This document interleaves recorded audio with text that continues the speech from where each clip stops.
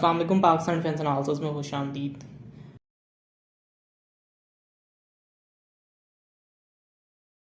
13 सितंबर को north Korea ने एक बिल्कुल नया क्रूज मिसाइल टेस्ट किया है और एक long range nuclear capable cruise missile जो कि नॉर्थ कोरिया का पहला क्रूज मिसाइल है जो कि एक स्ट्रेटेजिक क्रूज मिसाइल या स्ट्रेटेजिक वेपन के तौर पर इस्तेमाल किया जा सकता है। नॉर्थ कोरिया के मुताबिक इस मिसाइल की रेंज जो है वो 1500 किलोमीटर तक की है।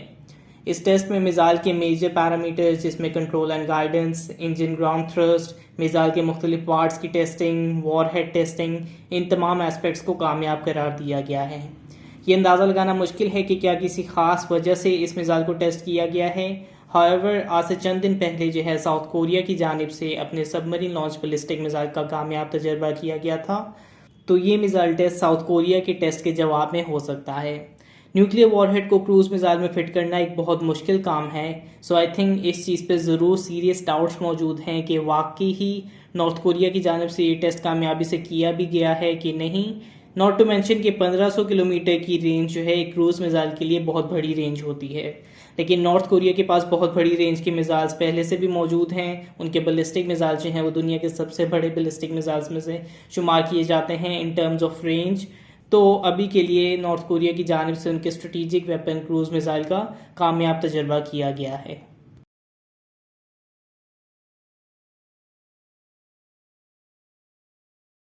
बाकू के अंदर पाकिस्तान, तुर्की और आज़रबाईजान की फोर्सेस के दरमियान 3 ब्रदर्स 2021 एक्सरसाइज जारी है। इस एक्सरसाइज के अंदर जो है पाकिस्तान के SSGs की जानिब से हिस्सा लिया जा रहा है। इंटरेस्टिंग इसमें हमें AK-103 के साथ पाकिस्तानी SSGs इक्विप्ड नज़र आ रहे हैं। राइट साइड पे AK-103 राइफल्स हैं और लेफ्ट साइड पे सोवियत एरा की PKM लाइट मशीन गन्स हम क्लियरली देख सकते हैं। नाउ ये AK-103 ख़ास तौर पे आई डोंट थिंक कि पाकिस्तान की प्रोक्योर्ड AK-103 हैं, क्योंकि अभी उस पर कोई क्लैरिटी नहीं है, बल्कि मेजर चांसेस में ये आज़रबाईजान की जानिब से ही मुहैया करदा AK-103 हैं जो कि हमारे लिए टेस्टिंग और रिलायबिलिटी चेक्स के लिए फ़ायदेमंद हो सकती है। At first I felt like ये पाकिस्तान ऑर्डिनेंस फैक्ट्रीज में तैयार की जाने वाली PK-21 राइफल्स हो सकती हैं जो कि AK-103 की ही लाइसेंस प्रोडक्शन है, लेकिन ये बात सच है कि आमतौर पे होस्ट नेशंस की जानिब से ही आर्म्स को मुहैया किया जाता है अनलेस कि किसी मेजर लेवल पे किसी वेपन की ज़रूरत ना हो। साथ में PKM machine guns, light machine guns जो कि सोवियत टाइम से प्रोड्यूस की जाने वाली मशीन गन्स हैं, एमिनिशन बॉक्स से लैस 650 राउंड्स पर मिनट फायर करने की सलाहियत, जबकि 800 मीटर की इफेक्टिव रेंज इस लाइट मशीन गन की है। AK-103 राइफल्स की जहां तक बात रही तो 600 राउंड्स पर मिनट फायर करने वाली इस राइफल की effective range point blank range पे ऑलमोस्ट 350 किलोमीटर बताई जाती है। पाकिस्तान को अपने टाइप 56 राइफल्स के रिप्लेसमेंट के लिए एक सूटेबल राइफल की ज़रूरत है। PK-21 को अभी हमने इस्तेमाल किए जाते हुए नहीं देखा है। पाकिस्तान आर्मी की जो गन रिप्लेसमेंट का जो प्रोग्राम है वो 2016 से ही एक तरह की कन्फ्यूजन का शिकार है। लेट्स सी कि आगे चल के इस हवाले से क्या डिसाइड किया जाता है।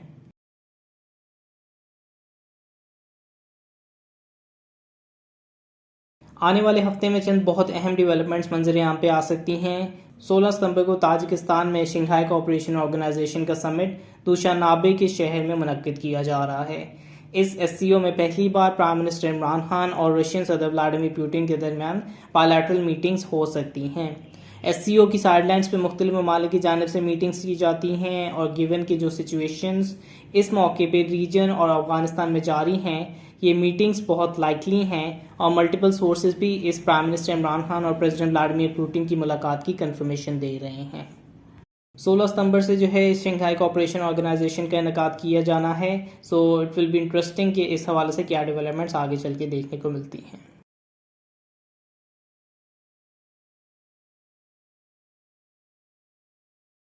G20 फायर जेट के हवाले से मैं बात करना चाहूँगा और इसके हवाले से रिसेंटली जो former air chief marshal Suhail Aman ने अपने कमेंट्स दिए हैं उसके हवाले से भी हम थोड़ी सी डिस्कशन करेंगे। Retired air chief marshal Suhail Aman ने रिसेंटली एक ट्विटर स्पेस के अंदर इस चीज़ का अंदिया दिया है कि ज़रूरत पड़ने पे पाकिस्तान एयरफोर्स की जानिब से चाइनीज़ एयरफोर्स से या चेंगडू एयरक्राफ्ट कॉरपोरेशन का बनाया हुआ G20 माइटी ड्रैगन परचेज़ किया जा सकता है। एक 5th जनरेशन स्टेल्थ जेट जो कि ज़रूरत पड़ने पे पाकिस्तान एयरफोर्स शामिल कर सकता है। क्या इसका मतलब है कि FC-31 शेनियांग का जो बनाया जा रहा फाइटर जेट प्रोग्राम है उसको पाकिस्तान एयरफोर्स की जानिब से कैंसिल कर दिया गया है? इन सब चीज़ों पे हम बात करते हैं। सबसे पहले तो क्या G20 के आने से G31 या FC31 का प्रोग्राम कैंसिल कर दिया गया है? आई डोंट थिंक कि FC31 का प्रोग्राम कैंसिल किया गया है। आई फील लाइक ये retired air chief marshal Suhail Aman का पर्सनल ओपिनियन है और उसमें आगे चल के डिफरेंट अप्रोच भी अपनाई जा सकती है। इसी तरह जिस तरह retired air chief marshal Suhail Aman जो हैं वो G10C फाइटर जेट के पाकिस्तान एयरफोर्स के हसूल की फेवर में नहीं हैं, लेकिन ऑब्वियसली वक्त के साथ इस डिसीजन में हमें चेंज देखने को मिल रहा है और ऐसा बहुत लाइकली है कि पाकिस्तान एयरफोर्स आने वाले वक्तों में G10C को प्रोक्योर करने वाला है। सो आई डोंट थिंक कि अभी ये फाइनल हो चुका है कि FC31 का पाकिस्तान एयरफोर्स के लिए हसूल का आइडिया ख़त्म हो गया है। ऑल्दो तारीखी एतबार से पाकिस्तान एयरफोर्स हमेशा से चेंगडू एयरक्राफ्ट कॉरपोरेशन के साथ ज़्यादा क्लोज रही है as compare to Shenyang Aircraft Corporation के, जो इस वक्त FC31 की तैयारी कर रहा है।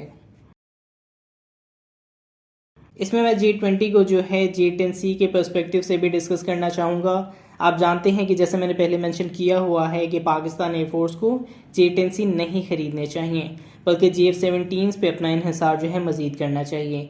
स्पेशली जब आपके पास GF-17 की ऑलमोस्ट तमाम फ्लीट जो है वो फ्यूचर के अंदर एसा रेडार केपेबल और PL-15 BVI मिसाइल को लॉन्च करने की सलाहियत रखे।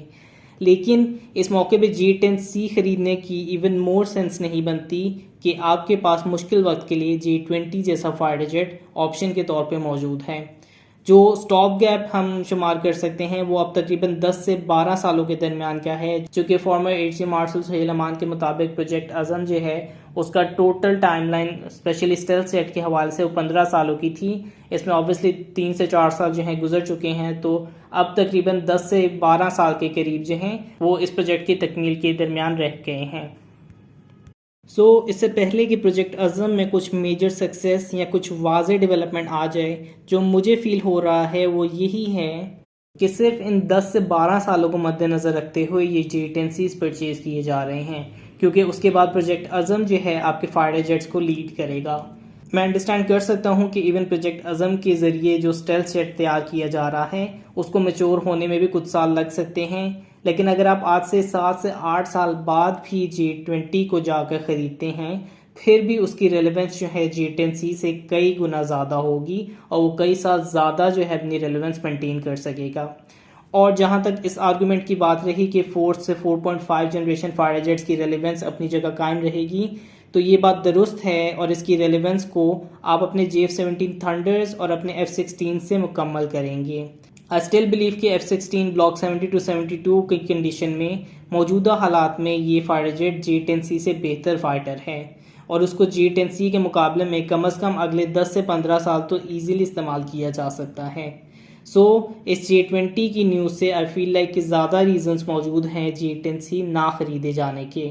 इसका ये मतलब नहीं है कि आई डोंट वांट कि G10C जो है पाकिस्तान एयरफोर्स में शामिल ना हो। एज एन एविएशन एंथुजियास्ट मैं शायद सारे फाइटर जेट्स पाकिस्तान एयरफोर्स में शामिल होते हुए देखना चाहूँगा, लेकिन इट डजंट मेक सेंस कि आपके पास एक बेहतर ऑप्शन मौजूद है लेकिन आप शॉर्ट टर्म गोल्स को देख के प्लानिंग कर रहे हैं। अगेन पाकिस्तान एयरफोर्स मुझसे बेहतर जानती होगी इस तमाम सिनेरियो में, but let me know what you think in the comments. Like this video, subscribe. तब तक के लिए Pakistan defence analysis out. Good bye.